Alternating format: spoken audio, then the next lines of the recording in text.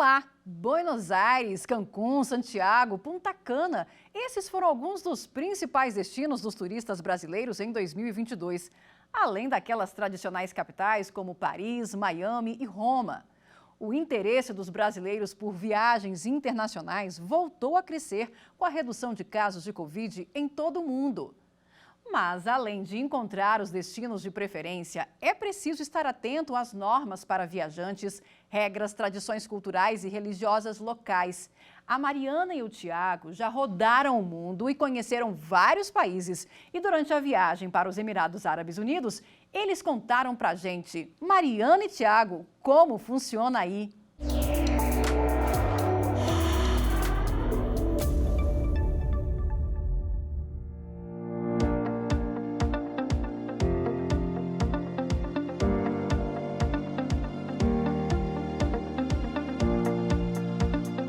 Olá, eu sou a Mari. Olá, tudo bem? Eu sou o Thiago. Nós somos jornalistas viajantes e a gente faz o próximo embarque. Exatamente, um site de viagem. A gente já viajou 30 países. Agora a gente está aqui em Dubai, nos Emirados Árabes, e a gente está especificamente agora no Dubai Mall, né, Thiago? Exatamente, ali atrás, ó, o maior prédio do mundo. É o Burj Khalifa. Isso mesmo, a gente está aqui no Burj Khalifa. A gente está viajando por Dubai, está sendo muito tranquilo. Exatamente, é um país muito seguro, é um país muito tranquilo para brasileiro, inclusive. Não exige visto de viagem, a gente pode permanecer aqui por 90 dias, né? Um visto comum de turismo, e a gente não viu nenhuma restrição para entrar aqui no país, não. O brasileiro tem visto tranquilo e existe uma parceria, né, entre os países Emirados Árabes e Brasil, e que a gente consegue tranquilamente entrar e fazer o visto aqui mesmo de visita por 90 dias.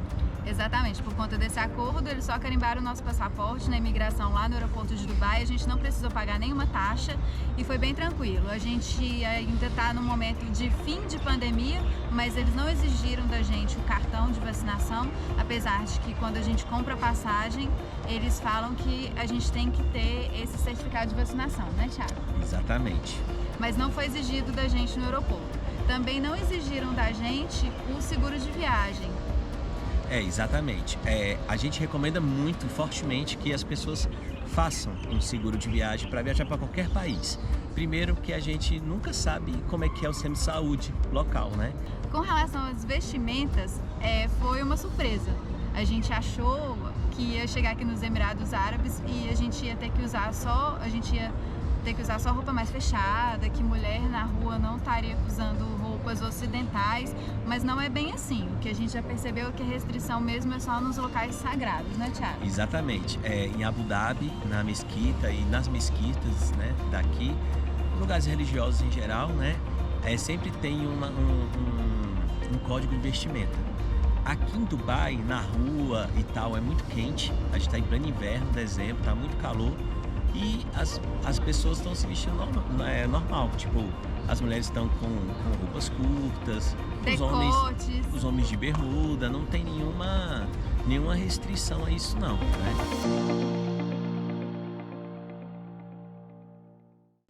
E para falar sobre esse assunto, convidamos o advogado Rui Badaró, especialista em direito do turismo. Doutor Rui, seja muito bem-vindo ao Como Funciona Aí. Eu gostaria de saber quais países já têm esse acordo com o Brasil, são muitos, na verdade, né, que já tem esse acordo que não é necessário o visto de entrada. Como que funciona essa política de acordo entre os países? Olá, Marina, tudo bom? Pois bem, é preciso compreender o seguinte, a tônica de circular internacionalmente sempre esteve presente para o ser humano, desde a época bíblica. E, com o passar do tempo, por óbvio, circular internacionalmente passou a ser, de certa maneira, regrado. Nós temos regramentos desde os romanos, mas, especificamente nos dias atuais, perceba o seguinte, o Brasil se relaciona internacionalmente com os países e, neste relacionamento internacional, um dos pontos é a liberdade de circulação de pessoas. E, para garantir esta liberdade de circulação de pessoas, é preciso se observar algumas regras.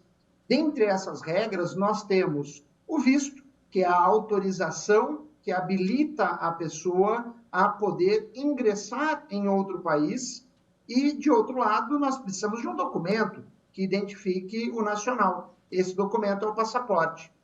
Agora, doutor Rui, é bom que se explique que a garantia do visto não é a certeza de entrada no país, né? O visto é só uma autorização, vai habilitar você a ingressar naquele país. Mas é preciso observar que é um direito do Estado receber um estrangeiro. Então, se o Estado entender que mesmo que você tenha o visto para adentrar naquele Estado e ele falar, eu não quero que você entre, esse é um direito subjetivo do Estado. Ele pode negar o seu ingresso. Há vários exemplos nesse sentido. Recentemente, nos Estados Unidos, nós tivemos uma série de brasileiros que, ainda que possuíssem o visto para ingressar naquele Estado, receberam a negativa e tiveram que retornar ao Brasil. Inclusive, a exigência de seguro-saúde para entrada no país é legal e a pessoa, qual cuidado que ela deve ter quando ela vai escolher aí o destino da sua viagem e verificar esse seguro, se é importante fazer a contratação ou se é até uma exigência do país para a entrada. Com relação ao seguro de viagem, perceba o seguinte, é uma exigência do país. Cada país tem o seu regramento e pode exigir determinadas condições para que o estrangeiro ingresse em seu território. Dessa maneira, depende de país para país, nós temos um regramento específico. Existem países que exigem o seguro viagem e outros que não exigem. O que temos que observar necessariamente é a importância desse seguro viagem.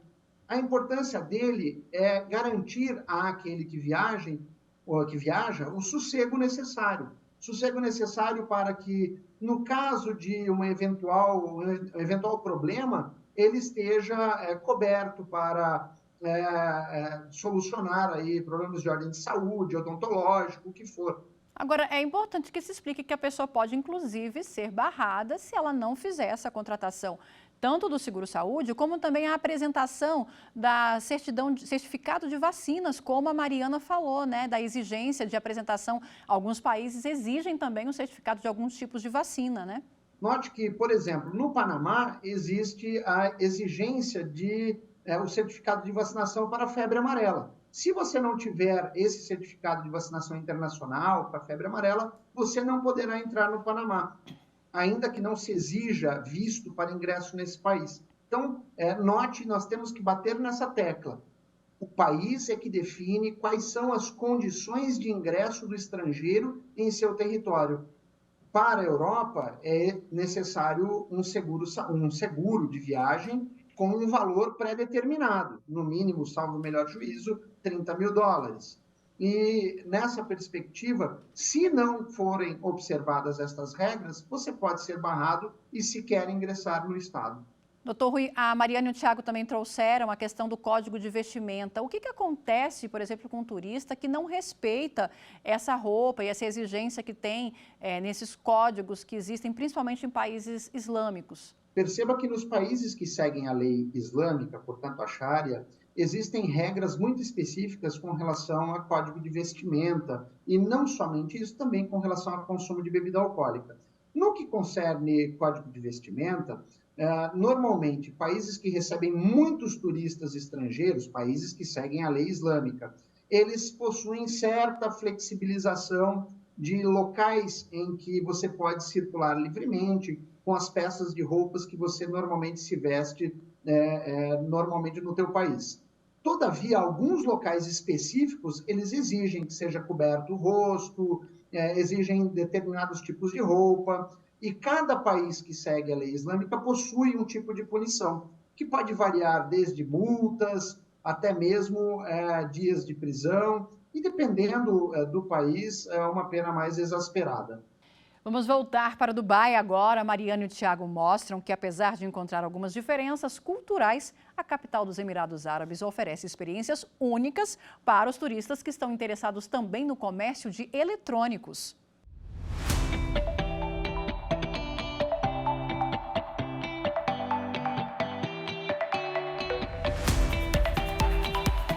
A grande diferença que a gente sentiu aqui, a gente já jantou, já fez várias refeições aqui, a gente chegou já tem 3 dias, a gente viu que realmente não tem bebida alcoólica, né? Nos restaurantes. A gente já foi na praça de alimentação do Dubai Mall que é o maior shopping do mundo, que é o que está aqui atrás, né? O Burj Khalifa faz parte do Dubai Mall.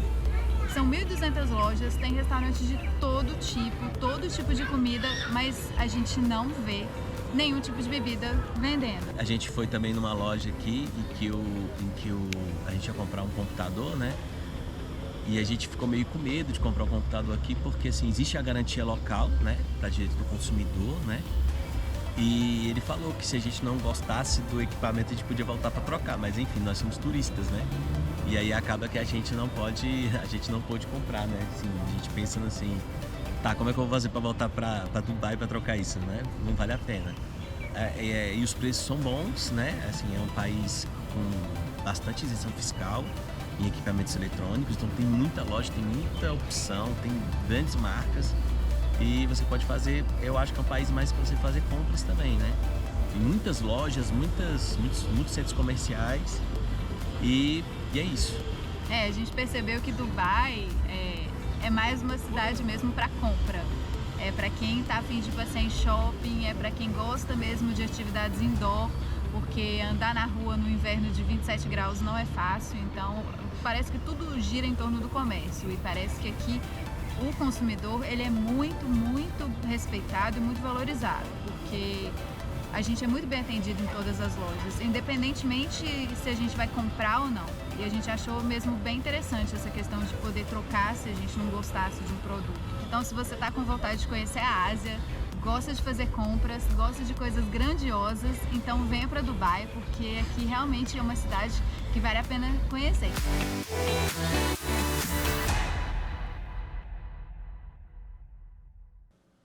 Doutor Rui, a gente viu aí a dúvida da Mariana e do Tiago, se comprava lá em Dubai um computador, se não comprava, se ia dar certo. Existe alguma regra de direito do consumidor internacional? Qual a garantia que o turista brasileiro tem quando ele compra fora, num país como Dubai, como os Emirados Árabes, na verdade? A aquisição de produtos eletrônicos ou quaisquer outros produtos no mundo globalizado pode ensejar que essa garantia se estenda para onde ele leve o produto.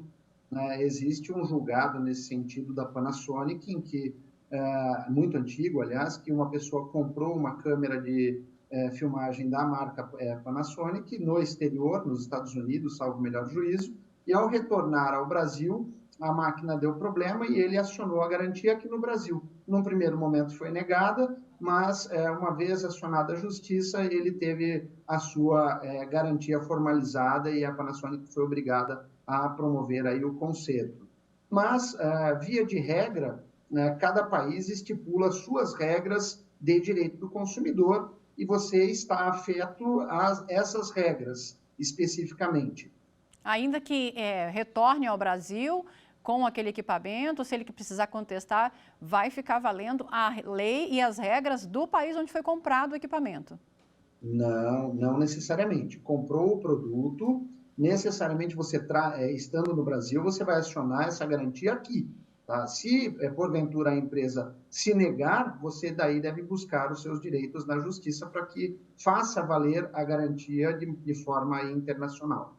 Agora, é bom que se lembre também, porque a Mariana estava falando sobre a isenção fiscal, né? Esse atrativo todo que tem, por exemplo, lá nos Emirados, é bom que se faça um alerta sobre os limites alfandegários que existem, né? Sim. Cada país exige, aliás, estipula um limite de valores que você pode trazer de compras de produtos no exterior para cá. O Brasil também estipula esse limite. Se o país não faz isso, o que acontece é que você acaba por promover outras economias e não a nossa própria. E, ao estipular o limite, você, de certa maneira, também favorece a indústria local. E quais são as multas previstas em caso de violação ou extrapolar esse limite que é estabelecido? Em caso de excedente, via de regra, no caso do Brasil, a própria Receita Federal estipula uma série de penalidades àquele que excede, né, o limite do valor dos bens. Vamos fazer então um breve intervalo e voltamos já.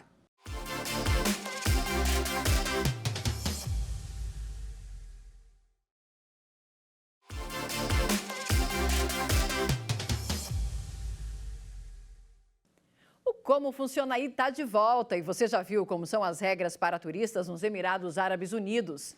Agora vamos desembarcar num destino paradisíaco, o Havaí, arquipélago que pertence aos Estados Unidos e tem a economia baseada no turismo. E quem vai contar pra gente o que o turista precisa saber antes de desfrutar dessas praias é a Suzy. Ela é guia por lá. Suzy, como funciona aí?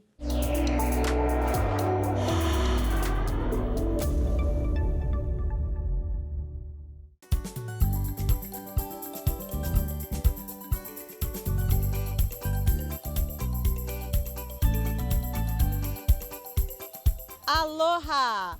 Meu nome é Suzy, eu moro aqui no Havaí há mais de 40 anos, sou uma guia brasileira aqui, sou brasileira, chinesa e havaiana.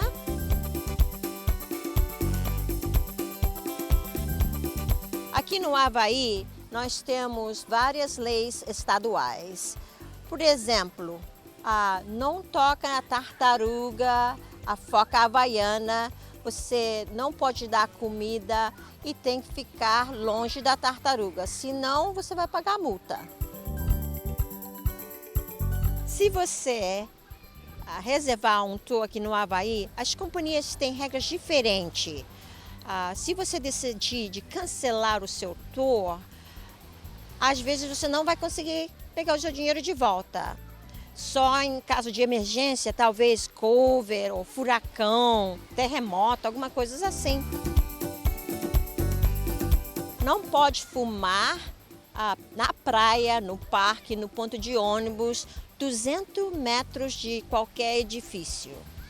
Não pode andar nas trilhas fechadas, porque pode pegar multa. Não pode beber bebidas alcoólicas na praia, na rua. Não reserva um tour com pessoas que não têm autorização de fazer um tour aqui no Havaí, porque talvez você pode pegar multa de $10.000 e vai ser um problema. Voltamos a falar sobre esse assunto com o advogado Rui Badaró, especialista em direito do turismo. Doutor Rui, é importante ficar atento na hora de escolher aí o país que você vai viajar também. Essas regras locais, como tem no Havaí, para preservação, por exemplo, da natureza e dos bens naturais que tem lá, né? Marina, é essencial que quando você resolva fazer uma viagem para um destino turístico que desconhece, que você apenas busque informações a respeito das regras desse país, das regras locais do destino turístico a ser visitado. E por que dessa importância? A razão é para que você evite dissabores. Agora, doutor Rui, por exemplo, lá no Havaí tem uma multa estipulada, uma multa inclusive federal estipulada para quem se aproxima aí das focas, por exemplo, que ficam ali na areia da praia e tudo mais. Essa multa, ela pode gerar não só aí um problema financeiro, vai pesar no bolso, mas pode ter outras implicações também, né?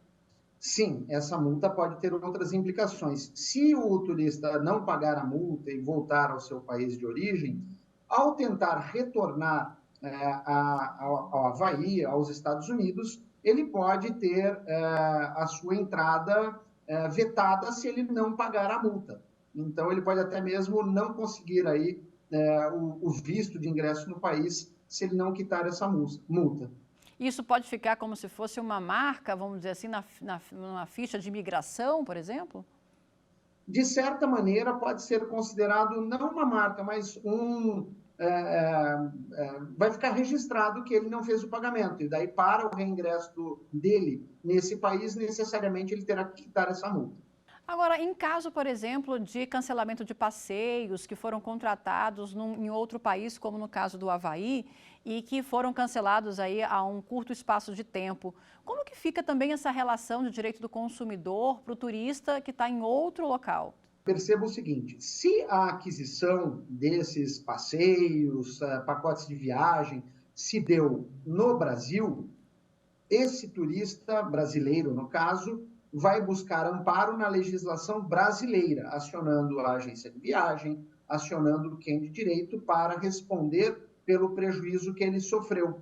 Agora, se o turista brasileiro está no destino turístico, no caso o Havaí, e houve um cancelamento, e ele comprou o passeio, o pacote de viagem, especificamente no país, e não houve qualquer aquisição no Brasil, perceba que, obrigatoriamente, deverá ser observada a legislação do Havaí, no caso, a legislação norte-americana.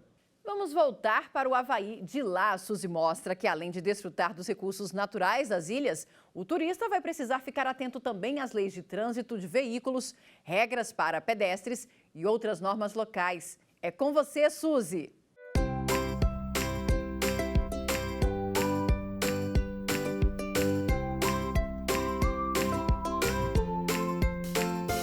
Não jogue o lixo no chão. E quando você está estacionando o seu carro, preste atenção nas placas, porque senão o seu carro pode ser guinchado. E quando você andar de bicicleta, não anda na calçada, não pode skate ou motocicleta na calçada, pode pagar uma multa. E na motocicleta pequena, só pode andar com uma pessoa, não mais de uma pessoa. E não vai na rodovia, porque pode pagar multa. Se você atravessar a rua no meio do quarteirão, você vai pagar a multa. Obedece os sinais e atravessa na faixa.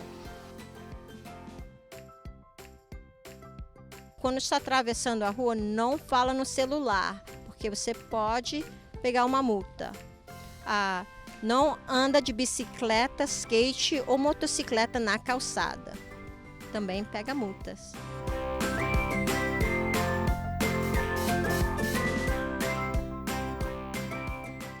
Doutor Rui, essas regras de trânsito, em caso, por exemplo, de multa, elas podem ter algum tipo de repercussão na habilitação do condutor aqui no Brasil também? Note que não vai haver repercussão na habilitação desse condutor por conta de uma eventual multa que ele tenha sofrido no destino turístico, porque nós temos aqui a nossa legislação e lá a legislação deles. Agora, o senhor tem conhecimento de outras regras assim de trânsito diferentes e que o turista também precisa ficar atento quando for viajar? Com relação a regras de trânsito, normalmente sugere-se que a pessoa tenha obrigatoriamente a carteira de habilitação internacional, que ele requer junto ao Detran de seu estado, e isso permitirá que ele possa circular, dirigir, portanto, veículos de acordo com a sua categoria, que ele possui habilitação no Brasil, no âmbito internacional. E observando cuidados, como, por exemplo, na Inglaterra, em Londres, onde a mão inglesa é diferente e, então, ele não terá possibilidade de dirigir. Agora, eu queria que o senhor trouxesse para a gente também algumas curiosidades de outros países, que é importante também o viajante, aí, na hora que for escolher o seu destino, ficar atento a essas leis locais. Com relação a essas curiosidades, eu separei algumas legislações que são diferentes, Marina. E, dentre elas, nós temos a questão de conectar-se ao Wi-Fi do vizinho em Singapura, é considerado um crime, passível de multa de $10 mil ou 3 anos de cadeia. Na Suíça, olha que interessante, após as 22 horas, se você apertar a descarga, é considerada poluição sonora, passível de multa hoje de 1.500 francos. Que mais? Mascar chiclete em Singapura, Singapura é a bola da vez, considerado infração penal, portanto é ilegal, com pena de até 2 anos de cadeia e multa de $100 mil. Para além de Singapura, nós temos também alguns outros, tem uma legislação muito antiga na Itália, precisamente em Milão, que eu considero uma lei bizarra, mas enfim, tanto é que ninguém leva a sério, caiu em desuso. Mas por essa lei exige que todos os cidadãos e todos aqueles que entrem em Milão sejam obrigados a sorrir. Que curioso. Outra legislação estranha. Na França é proibido você dar o nome de Napoleão a um porco. Usar biquíni fora da praia nas Ilhas Maldivas e nos Marrocos é proibido. E em Barcelona, curiosamente, andar na rua de biquíni também é proibido. Não por motivos culturais ou religiosos, só porque eles acham melhor e ponto. Em resumo, É importante fazer o turismo, mas também é importante ficar atento a essas regras, né? As leis locais, não é só escolher a passagem, comprar e ir embora, não, né? Sim, perceba que há um professor já falecido, o professor Josse Krippendorf, que escreveu sobre sociologia do turismo. É de suma importância que aquele que queira viajar, portanto, fazer turismo, que ele procure conhecer minimamente as regras sociais, as regras culturais e as regras legais do destino turístico para onde ele vai. E aí vai ter uma excelente viagem, né? Exatamente. Doutor Rui, muito obrigada pela participação aqui no Como Funciona Aí. E a gente fica por aqui preparando a nossa próxima viagem. Você confere o Como Funciona Aí no site da TV Justiça, no nosso canal no YouTube e também no Instagram. Até a próxima. Tchau.